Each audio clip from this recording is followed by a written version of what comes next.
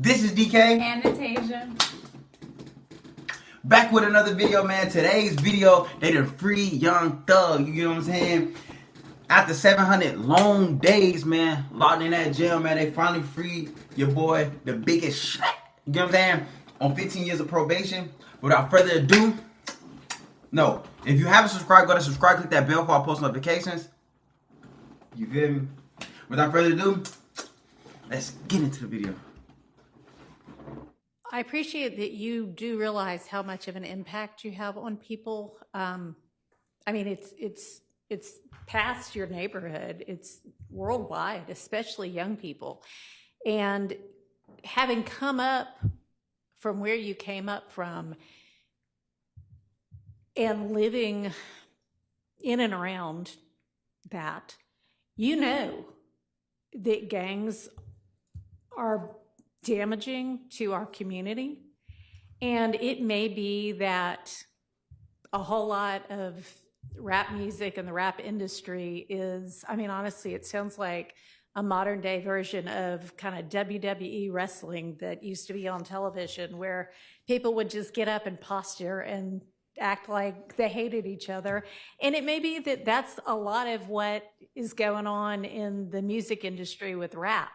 But whether it is fake or not, it has tremendous impact on kids and young people who think, this is cool, this is what I want to do. Look at him, he's a millionaire. I can do that by being, you know, a gangster in the streets. And that's not true. What you're likely to have happen to you if you're a gangster in the streets is you get shot, you get killed, or you get thrown in prison. And those are, you know, by far the most likely outcomes. And, you know, you've been in here watching the trial, and you've seen the pictures of Mr. Ryan posing with a gun as big as he is at 15 years old and going out and shooting and killing.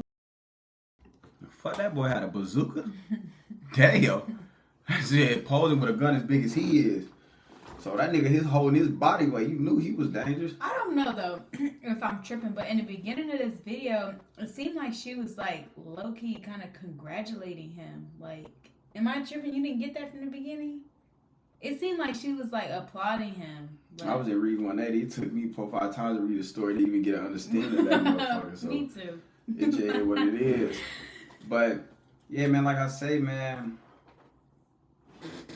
homeboy was tripping. I don't know what kind of firearm he had. Another teenager. And that's what gangs do. And that's unfortunately a lot of what rap music does. And if you are a modern day John Lennon, you know, I mean, he might have rapped too in this day and age. I don't know. But I know you're talented. And even if you choose to continue to rap, you need to try to use your influence to let kids know that that is not the way to go, and that there are ways out of poverty besides hooking up with the powerful guy at the end of the street selling drugs. And, you know, I know that happens for protection sometimes, but a much better way would be getting an education and setting, you know, hanging around with people.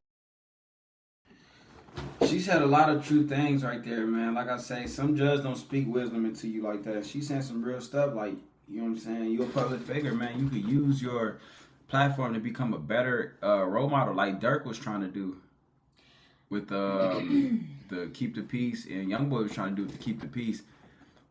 But somehow they didn't keep the peace. But I don't know. I got a strong feeling that the only reason why she's trying to speak encouraging words to him because she knows this is being broadcasted somewhere. Right, because she's saying some real stuff. Who set a good example, and you be one of those people that sets a good example. I mean, all right. So that's my high horse on that. I could also go on, but I want you to try to be more of the solution and less of the problem. All right?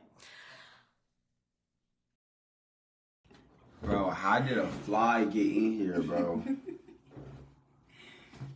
I don't know. Did it touch your lip? Bro, that motherfucker landed on me. I'm gonna beat the fuck out of that fly when I catch it. Cause you know when a fly land on you, that mean they poop on you. Like every time they land, like I'm beating the fuck out of that fly when I catch that. Bro. I'm telling you I am. All right. So it is not lost on the court that the state, had they been able to come to agreement on certain special conditions, was willing to entirely dismiss the RICO count, was willing to entirely dismiss one of the gang counts, and was willing to entirely dismiss this, machine gun count. But I just want to know, like, why, though? Like, if he really did all this wild stuff, why would they let him out? Is it just because he's a celebrity? Just like Bobby Shmurda when he got out. I feel like he got out because he was a celebrity. And No, even Bobby Shmurda took more years for that other dude to even come home. well, He got why out do because he I was a feel celebrity. like... He wasn't even a celebrity for when he made that. That's what I say. I'm not really educated on this stuff, but I feel like... He was down for 7 or something like that. But he took more years for that Roddy dude to get out, to get back to his kids. He took extra years. Regular people will do something like this and be in there for the rest of their life, but it seems like... It's all about if you got a good lawyer. Like I was That's telling not you with the fair. CJ case, it's all about your lawyer. It's people that sit in jail that never did something. See people that sit in jail that... People that's not in jail that have. That ain't right. Go ahead. Willing to give a sentence that permitted Mr. Williams to walk out of the door today, and therefore does not seem to be particularly worried that Mr. Williams, if on the streets, would be a danger to society. I'm taking that into consideration in crafting my sentence.